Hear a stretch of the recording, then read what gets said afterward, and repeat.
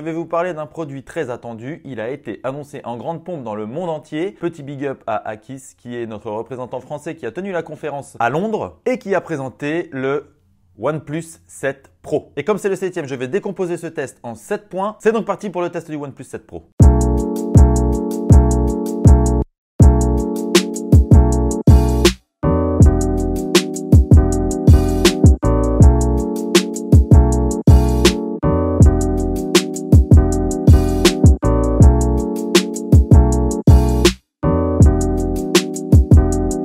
Et je vais commencer par le design de ce nouveau smartphone made in OnePlus. Le constructeur n'a pas changé énormément de choses sur la face arrière du smartphone. On est toujours sur une coque en verre mat et il reprend le design du OnePlus 6T Purple Edition. Je ne sais pas si vous vous souvenez. C'était un smartphone donc en verre mat avec des reflets violet rose. Ici, on est sur du bleu et je dois bien dire qu'il est vraiment séduisant. Légèrement plus grand, légèrement plus épais, légèrement plus large que le OnePlus 6T. Le OnePlus 7 Pro est un smartphone qu'on utilisera donc à deux mains, mais ça n'empêche que c'est un superbe smartphone. Les finitions sont exemplaires. Le dos courbé rejoint également l'écran qui lui aussi est légèrement incurvé. On a une excellente prise en main. C'est un smartphone qu'on a vraiment plaisir à utiliser et à sortir pour faire le malin, évidemment. Parmi les nouveautés, on va donc trouver un triple capteur photo à l'arrière qui est légèrement protubérant, mais qui n'est pas non plus abusé. On peut le poser à plat sur une table ou un bureau. Le smartphone ne va pas bouger. Le jack 3,5 mm n'est toujours pas de la partie. Désolé à ceux qui adorent ce petit point. Mais OnePlus fournit dans la boîte des écouteurs USB-C et un adaptateur USB-C jack pour pouvoir connecter vos casques filaires. Alors pourquoi le constructeur n'a pas intégré de jack 3,5 mm?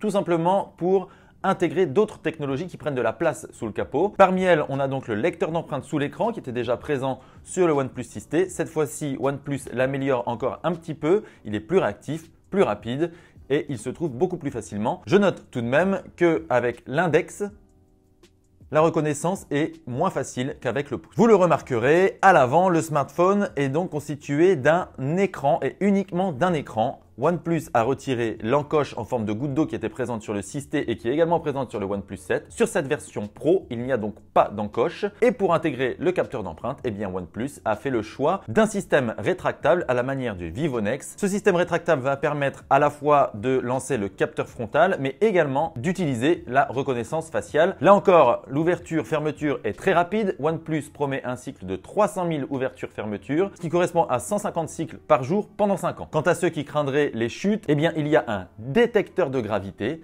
En réalité, c'est l'accéléromètre et les différents capteurs qui vont déterminer lorsque le smartphone chute et le module va se refermer automatiquement. OnePlus conserve également son alert slider qui est situé sur la bordure droite et qui va permettre de personnaliser le mode sonnerie, vibration ou silencieux d'un simple petit mouvement du doigt sur le côté. C'est toujours aussi efficace. Deuxième point de ce OnePlus 7 Pro, bien évidemment, c'est son écran. OnePlus a bien insisté sur ce point. L'écran du OnePlus 7 Pro est tout simplement magnifique. C'est un écran OLED. Alors OnePlus le qualifie de fluide AMOLED parce que c'est son nom marketing, on va dire. En réalité, c'est un écran OLED avec une définition QHD+. Et l'écran du OnePlus 6T a été noté comme l'un des meilleurs du marché par la référence DisplayMate. Alors bien sûr, toutes ces références entre guillemets comme DisplayMate ou DxO pour la photo, ce sont des indicateurs. Ce ne sont pas des choses qui vont nous dire c'est sûr, c'est le meilleur écran. Néanmoins, DisplayMate le classe derrière le Galaxy S10 Plus qui est la référence en termes d'écran. Il faut dire que OnePlus n'a pas fait les choses à moitié. Son écran OLED est également un écran avec un taux de rafraîchissement de 90 Hz qui va beaucoup plaire aux joueurs. Et en effet, au quotidien, l'écran du OnePlus 7 Pro est tout simplement sublime. Les contrastes sont excellents, la colorimétrie est elle aussi excellente et l'écran est également très lumineux. Alors bien évidemment, c'est la fluidité qui différencie l'écran du OnePlus 7 Pro avec ce que peut faire la concurrence. Le taux de rafraîchissement de 90 Hz permet d'avoir des animations beaucoup plus fluides, alors à l'utilisation bien sûr, mais également et surtout en jeu. Il permet d'avoir vraiment une immersion qui est incomparable à l'heure actuelle sur le marché. Le fait d'avoir uniquement un écran à l'avant est tout simplement bluffant. Clairement, l'écran de ce OnePlus 7 Pro, c'est un petit bijou. Et puis fait tout. Je note également que OnePlus intègre dans ses paramètres différents modes d'affichage. Alors on a un affichage naturel qui est certainement le meilleur, mais il y a également un affichage vif avec des couleurs beaucoup plus flashy. Et il y a des paramètres avancés qui permettent d'avoir des couleurs sRGB ou DCI-P3, qui est la norme utilisée par Hollywood pour les vidéos. Et c'est vrai qu'avec ce mode avancé DCI-P3, eh bien regardez des vidéos sur le OnePlus 7 Pro, c'est vraiment une expérience unique. Pour renforcer l'immersion, eh bien OnePlus a pour la première fois intégrer du son stéréo. C'est la première fois que OnePlus intègre une telle technologie. Alors il y a un haut-parleur qui est situé sur la tranche supérieure, qui est juste entre l'écran et la bordure supérieure. C'est vraiment bien intégré. Et puis l'autre haut-parleur est situé sur la tranche inférieure. Le son stéréo est vraiment bien géré. La qualité de son, elle, pourrait être améliorée. Pour les films et le jeu, l'immersion est totale. En revanche, pour la musique, on note quand même, avec les haut-parleurs bien évidemment, des basses plutôt discrètes et des aigus qui sont un peu criards. Il va falloir trouver un meilleur équilibre. Oh, she's sweet but a psycho, a little bit psycho. At night she's screaming, I'm on my mind. Néanmoins, OnePlus propose là encore des options d'écoute et notamment une compatibilité Dolby Atmos. Donc on va pouvoir activer ce mode pour écouter ces musiques en Dolby Atmos. Et puis, comme il n'y a pas de jack 3,5 mm, eh bien, le OnePlus 7 Pro, il est également compatible avec toutes les normes sans fil haute définition. On a donc de la PTX, la PTX HD ou du LDAC qui permettent d'avoir une écoute haute définition avec des casques Bluetooth. Il y a un mode écouteur qui permet également d'optimiser l'utilisation des écouteurs. Par exemple, lorsqu'on les retire, eh bien, le son se met en pause automatiquement et puis il se réactive lorsqu'on remet les écouteurs. Ce sont des petites options bien utiles au quotidien. Et puis, évidemment, avec des écouteurs, la qualité de son est améliorée, les basses sont beaucoup plus présentes et le son est beaucoup plus équilibré de manière générale. Le OnePlus 7 Pro n'atteint pas la qualité de son d'un Galaxy S10 Plus, par exemple, qui reste une référence, mais il est quand même parmi les meilleurs smartphones en 2019. En tout cas, par rapport au P30 Pro et son son mono qui est vraiment pas terrible. J'ai rien dit. Alors bien évidemment, qui dit OnePlus dit performance et le constructeur a encore une fois intégré tout ce qui se faisait de mieux sur le marché. On a un processeur Snapdragon 855 avec 6, 8 ou 12 Go de RAM. 12 Go, nous c'est ce qu'on a sur notre modèle de test. Et puis il y a des versions 128 ou 256 Go. Comme d'habitude, OnePlus brille par sa capacité à optimiser son logiciel OxygenOS qui dans sa nouvelle version est encore plus fluide, plus rapide. On n'a vraiment jamais utilisé un smartphone aussi rapide que ce OnePlus 7 Pro. Alors au quotidien, bien évidemment, ça se ressent dans les animations, les transitions, dans le multitâche. Le passage d'une application à une autre se fait en un éclair. Mais ça se note aussi sur le jeu, puisque les jeux les plus gourmands comme Fortnite, PUBG ou les moins bien optimisés vont tourner avec la qualité graphique la plus élevée, avec un taux de rafraîchissement bien évidemment optimal. D'ailleurs, l'écran 90 Hz va contribuer à une bonne expérience de jeu. Le combo performance, son et écran immersif vont permettre d'avoir une expérience de jeu complètement inédite. D'ailleurs, OxygenOS intègre des fonctions dédiées au jeu. OnePlus est sponsor de l'équipe e-sport Fnatic et donc elle intègre un mode Fnatic qui est en fait un mode gaming qui va permettre de configurer certains paramètres pour optimiser le jeu. Donc on peut ne pas recevoir de notifications par exemple, choisir de recevoir tous les appels directement au haut-parleur ou d'autres petits paramètres comme ça très utiles. Alors OxygenOS lui ne change pas beaucoup, il est basé sur Android 9 Pie bien évidemment et il passera sur Android Q puisque le constructeur l'a déjà annoncé. Parmi les nouveaux modes, on va retrouver le Zen Mode qui est en fait un mode de déconnexion. L'utilisateur peut activer le Zen Mode et pendant 20 minutes, il ne peut pas toucher à son téléphone. C'est une manière de se déconnecter de son smartphone de manière un peu forcée. Pour les plus accros, ça peut être utile. Pour les autres, c'est vraiment gadget. Et puis pour le reste, on retrouve toutes les petites options qu'on avait bien sur OxygenOS, comme les gestes par exemple, comme le fait de lancer des applications directement depuis l'écran de veille en dessinant une lettre sur l'écran. Toutes ces petites choses permettent d'avoir une utilisation fluide du smartphone puisque OxygenOS est quand même une surcouche très légère qui est pratiquement de l'Android pur juste avec quelques petites options ici et là. OnePlus promet 3 ans de mise à jour majeure et de mise à jour de sécurité, ce qui est plutôt pas mal. Et la marque promet d'être très réactive également sur les mises à jour Android, ce qui est également l'un des points forts du constructeur. Bon là on en est au 5e point. OnePlus en est tout à fait conscient. Pour se faire une place sur le marché des smartphones ultra premium, il faut un excellent appareil photo. Alors le OnePlus 6T marquait déjà un grand bond en avant de ce côté, mais avec le OnePlus 7 Pro, la marque souhaite aller encore plus loin et rivaliser avec un Galaxy S10 Plus. D'ailleurs DxO a donné une excellente note au OnePlus 7 Pro. DxO qui je le rappelle est la référence de notation des appareils photo sur smartphone. Et d'après DxO, eh bien ce OnePlus 7 Pro, il tient la dragée haute au Galaxy S10 Plus qui figure parmi les meilleurs photophones du marché. Alors pour briller en photo, OnePlus a intégré un triple capteur. Le premier, c'est un capteur Sony IMX586 de 48 mégapixels, le même qu'on retrouve par exemple sur le Honor View 20 ou le Xiaomi Mi 9 d'ailleurs. L'objectif ouvre à f1,6. Il y a de la stabilisation optique, de la stabilisation logicielle et également le pixel binding qui va permettre de combiner 4 pixels pour n'en former qu'un et obtenir des photos de 12 mégapixels. Le deuxième capteur est un téléphoto de 8 mégapixels, un équivalent 78 mm. Il ouvre à f2,4 et il a également la stabilisation OIS. Le but, c'est de faire des photos en zoom x3. Et enfin, il y a un dernier capteur ultra grand angle de 16 mégapixels qui a un équivalent 17 mm. Il prend des photos avec un angle de 117 degrés et il ouvre à f2,2. Alors le tout s'agrémente d'intelligence artificielle, d'une compatibilité HDR+, et OnePlus a développé un algorithme maison baptisé Ultra Shot qui va permettre d'avoir des photos plus contrastées avec une meilleure colorimétrie et beaucoup plus de détails. Alors ça c'est pour les promesses. Dans les faits, qu'est-ce que ça donne? Eh bien dans de bonnes conditions de lumière, le OnePlus 7 Pro est vraiment un excellent photophone avec beaucoup de détails sur les clichés, le piqué est excellent.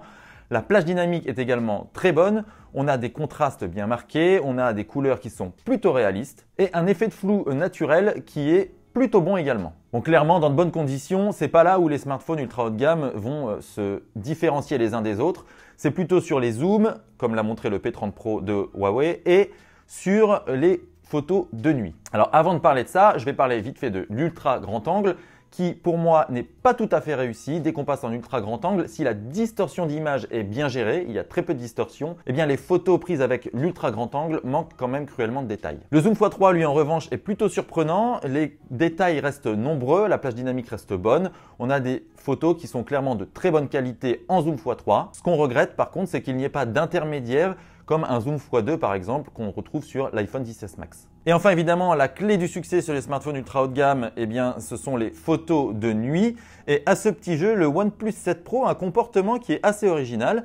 Il y a bien un mode nuit sur le OnePlus 7 Pro, mais il ne fait pas forcément de meilleures photos qu'avec le mode normal, on va dire. C'est-à-dire que OnePlus a développé son algorithme Ultra Shot pour qu'il gère bien les photos de nuit. Du coup, les photos de nuit prises avec le capteur principales sans traitement mode nuit, eh bien elles sont de bonne qualité. On a des contrastes qui sont bien marqués, on a toujours pas mal de détails et puis une gestion des couleurs qui est vraiment bonne. On n'a plus cet effet de pâté où c'est un jaune qu'on avait sur le OnePlus 6T. Je ne recommande pas vraiment le mode nuit du OnePlus 7 Pro. Je recommande plutôt de ne pas l'activer pour avoir des clichés de meilleure qualité. Alors les smartphones haut de gamme s'illustrent aussi avec des modes portrait tous plus perfectionnés les uns que les autres. À ce petit jeu, le OnePlus 7 Pro se révèle également excellent, même s'il n'atteint pas le niveau d'un Pixel 3 par exemple, mais il reste très bon avec des contours précis et un effet de flou très naturel, ça c'est vraiment un gros point fort. En revanche, en contre-jour, là il se révèle un peu capricieux avec quand même une tendance à la surexposition sur l'arrière-plan et puis des contours un peu plus imprécis. Donc on ne recommande pas les portraits en contre-jour.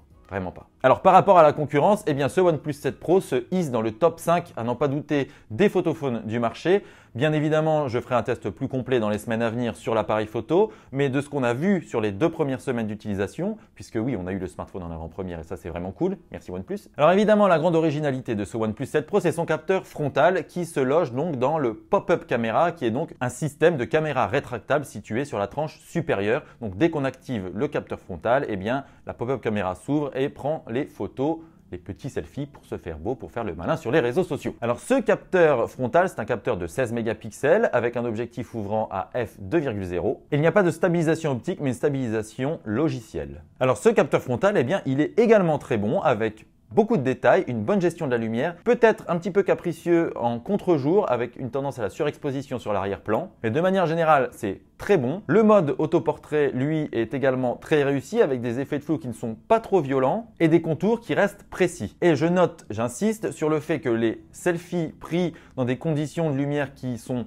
pas forcément idéal, et bien reste de qualité. Je précise bien sûr que le OnePlus 7 Pro qu'on a en test, c'est un modèle qu'on a eu avant la commercialisation et que donc la partie photo s'améliore au fil des jours. Par exemple, durant tout mon test qui a duré près de 15 jours, eh bien j'ai reçu plusieurs mises à jour qui améliorent la qualité photo. Donc il est fort probable que tout ça s'améliore encore et tous les petits défauts que j'ai relevés par exemple sur le mode nuit peuvent être corrigés. D'ailleurs à l'instant que je vous parle, je viens de recevoir un message de OnePlus qui me signale une nouvelle mise à jour qui améliore encore la qualité photo. Donc raison de plus pour refaire un test un petit peu plus tard et plus approfondi sur la photo. Sixième point, pour faire tourner tout ce matériel et notamment le mécanisme, eh bien OnePlus a dû intégrer une batterie plus importante dans son OnePlus 7 Pro que dans le OnePlus 6T. On a donc une batterie de 4000 mAh contre 3700 pour le OnePlus 6T. Ces 300 mAh de plus vont permettre de gérer un plus grand écran mais également un matériel plus puissant et puis aussi le mécanisme d'ouverture-fermeture de la pop-up caméra. Alors vous le savez sans doute, si vous suivez la marque, OnePlus est une référence de l'autonomie sur smartphone. Encore une fois, le OnePlus 7 Pro se hisse dans le top des smartphones les plus endurants du marché. Nous avons pu l'utiliser nous en usage très intensif parce que pendant un test on le pousse quand même dans ses derniers tranchements. Nous l'avons utilisé une journée et demie avec une recharge complète sans rencontrer aucun problème. La première journée se passe sans encombre et puis la deuxième on va tenir jusqu'à 18h, 19h. Il faudra passer par la case recharge si on veut faire la soirée suivante. En revanche, les utilisateurs plus modérés qui ne vont pas le pousser dans ses derniers tranchements sans arrêt, eh bien eux ils peuvent espérer l'utiliser pendant 2 jours, ce qui est vraiment dans le top des smartphones en termes d'autonomie. Il commence à me saouler avec sa tondeuse lui. Et puis même si vous vous retrouvez en rate de batterie, eh bien OnePlus intègre son système de recharge ultra rapide baptisé Warp Charge 30 qui permet de recharger le smartphone à 50% en 20 minutes, ce qui est ultra rapide. Et 50%, ça permet d'avoir une journée d'autonomie complète. Donc clairement, sur l'autonomie et le système de recharge, le OnePlus 7 Pro est parfait. Enfin presque.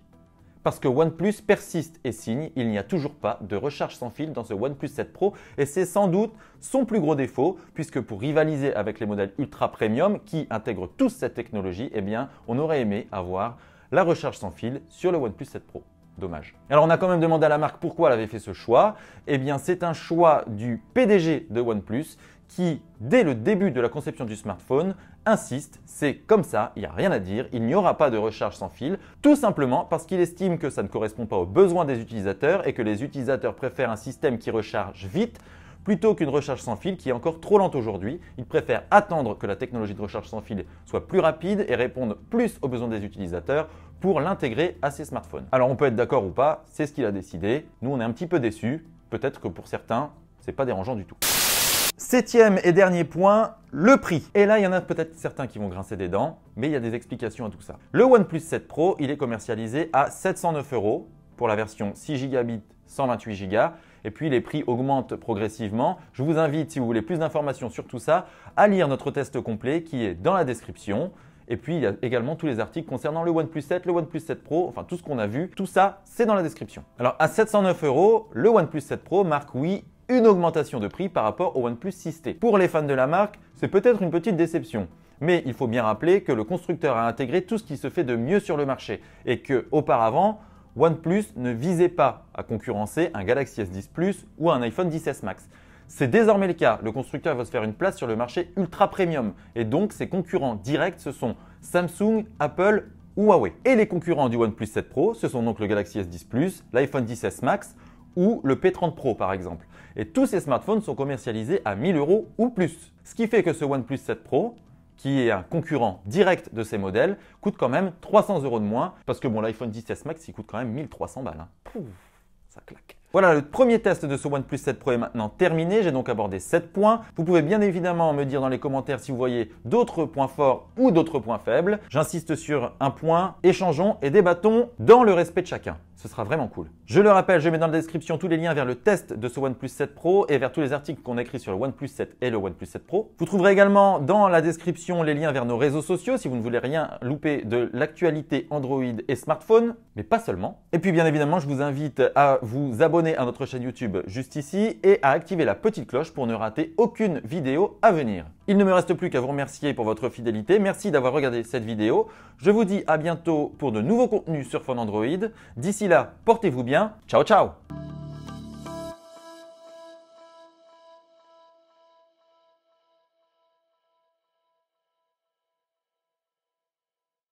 C'est donc parti pour le test du OnePlus 7 Pro.